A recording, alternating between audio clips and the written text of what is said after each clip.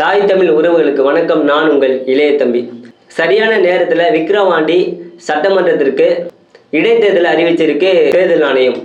ஏன்னா இப்போதான் பாராளுமன்ற தேர்தல் முடிஞ்சிருக்கு. இந்த தேர்தலில் நாம் தமிழர் கட்சி 8.2% வாக்குகளை வாங்கி ஒரு அங்கீகரிக்கப்பட்ட கட்சியாக மாறி இருக்கு.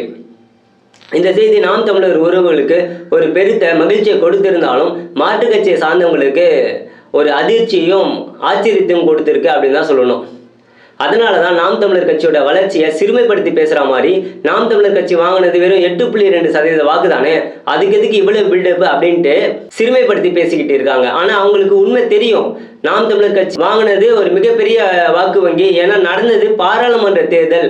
அந்த தேர்தலுக்கும் மாநில உரிமைகளை பேசி கொண்டிருக்கிற நாம் தமிழர் கட்சிக்கும் எந்த சம்பந்தமும் கிடையாது. ஏன்னா இந்த தேர்தலானது மத்தியில் இருக்க பாஜக காங்கிரஸுக்கான தேர்தல். ஒன்று பாஜகவோட கூட்டணி, இல்லைனா காங்கிரஸோட கூட்டணி. அப்படிதான் இந்த தேர்தலை தமிழகத்தில் இருக்க அனைத்து கட்சியுமே எதிர்கொண்டது. ஆனால் நாம் தமிழர் கட்சி அப்படி கிடையாது. இந்த இரண்டு கட்சிகளையுமே எதிர்த்து தனியாக களம் கண்டு ஒரு மிகப்பெரிய வாக்கு வங்கியான 8.2% வாக்கு வங்கியை நாம் தமிழர் கட்சி பெற்று இருக்கு. ஆனால் நாம் தமிழர் கட்சி இவ்வளவு வாக்குகளை வாங்கும் அப்படின்னு யாருமே கணிக்க முடியல. ஏன்னா இந்த தேர்தலுக்கும் நாம் தமிழர் கட்சிக்கும் சம்மந்தம் கிடையாது அப்படின்னு நினைச்சாங்க. அதனால மக்கள் இந்த தேர்தலில் நாம் தமிழர் கட்சிக்கு வாக்களிக்க மாட்டாங்க அப்படின்ட்டு அவங்களோட கணிப்பை வச்சாங்க. ஏன் பாண்டேவே என்ன சொன்னாரு, நாம் தமிழர் கட்சி இந்த தேர்தலில் 2% வாக்குகளை தான் வாங்கும்.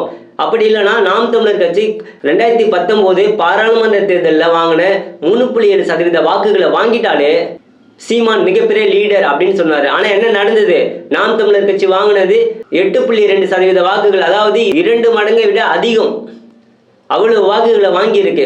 அதனாலதான் இந்த செய்தி மாற்று கட்சிகளை சார்ந்தவங்களுக்கு ஒரு பேர் அதிர்ச்சியா இருக்கு. ஏன்னா பாராளுமன்ற தேர்தலே இவங்க இவ்வளவு வாக்குகளை வாங்கிட்டாங்களே, அப்போ சட்டமன்ற தேர்தலில் இந்த வாக்கு வங்கி எப்படி மாறும்னே சொல்ல முடியலையே அப்படின்ற ஒரு கலக்கத்தில் இருக்கிறாங்க. அதனாலதான் இப்பத்தில இருந்தே நாம் தமிழர் கட்சியை சிறுமைப்படுத்துற வேலையில ஈடுபட ஆரம்பிச்சுட்டாங்க. ஏன்னா நாம் தமிழர் கட்சியானது தனித்து போட்டியிடுது. ஆனா ஒருவேளை வருகின்ற 2026 சட்டமன்ற தேர்தலில் நாம் தமிழர் கட்சி மட்டும் ஒரு சரியான கூட்டணியை அமைச்சிட்டா இங்க நாம் தமிழர் கட்சி தான் எதிர்கட்சியாவோ அல்லது ஆளுங்கட்சியாவோ இருக்கும் அப்படின்றத இங்க அரசியல் கணக்கு போற எல்லாருமே கணிக்க ஆரம்பிச்சிட்டாங்க.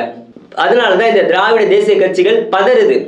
ஆனா இவங்க எவ்வளவு பதறினாலும் கதறினாலும் இங்க மக்கள் மத்தியில ஒன்றும் ஈடுபடாது. ஏன்னா நாம் தமிழர் கட்சியை மக்கள் உற்று நோக்க ஆரம்பிச்சுட்டாங்க. அவங்க செய்யற வேலைகளுக்கான அங்கீகாரத்தை மக்கள் கொடுக்க ஆரம்பிச்சுட்டாங்க. அதனால நாம இன்னமும் மிக தீவிரமா களமாட வேண்டிய தேவை இருக்கு.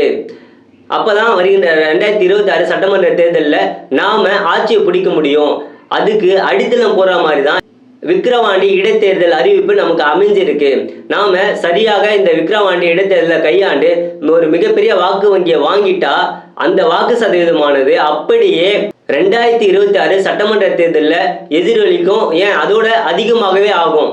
அதுக்கு நாம் தமிழர் கட்சியை சார்ந்த உறவுகள் அனைவருமே விக்கிரவாண்டி இடைத்தேர்தலை பயன்படுத்திக்கிட்டு மிகவும் சிறப்பாக களமாடி நாம 2026 ஆட்சி பிடிக்கிறதுக்கு ஒரு அடித்தளத்தை ஏற்படுத்தணும் அப்படின்னு கேட்டுக்கிட்டு மீண்டும் வேறொரு காணொலியில உங்களை சந்திக்கின்றேன். நன்றி, வணக்கம். நாம் தமிழர்.